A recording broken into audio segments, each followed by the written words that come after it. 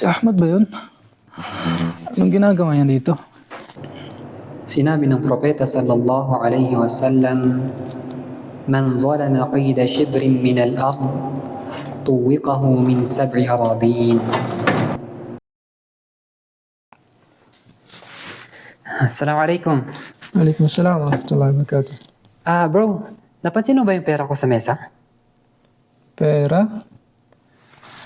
Nung pag-alis ko wala naman eh. Wala akong napansin na pera. Pagkakaalala ko, doon ko lang nilagay yun eh. Wala talaga eh. Sige, hanapin ko muna. Baka na-misplace ko lang. Salamat. Okay. Pero teka, nandun kanina si Ahmad eh. Ano kayang ginagawa niya doon?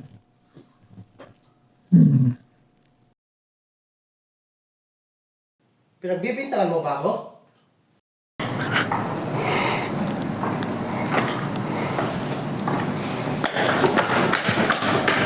Ahmad, teka lang. Pre, Di ba galing ka sa kwarto namin kanina? ha? Wala. Kakagaling ko sa bahay.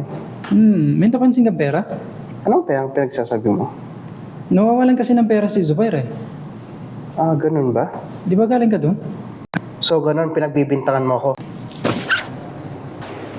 Sinabi ng Allah, وَلَا تَقْتُلُوا النَّفْسَ الَّتِي حَرَّمَ اللَّهُ إِلَّا بِالْحَقِّ وَمَنْ قُتِلَ مَظْلُومًا فَقَدْ جَعَلْنَا لِوَلِيِّهِ سُلْطَانًا فَلَا يُسْرِفْ فِي الْقَتْلِ إِنَّهُ كَانَ مَنْصُورًا.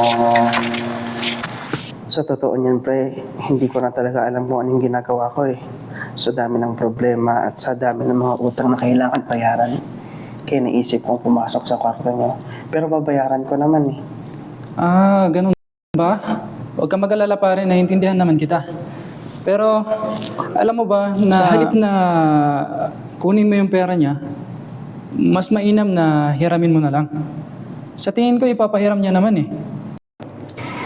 Sinabi ng Allah sa maluwalhating Quran, إنما السبيل على الذين يظلمون الناس ويبغون في الأرض بغير الحق أولئك لهم عذاب أليم.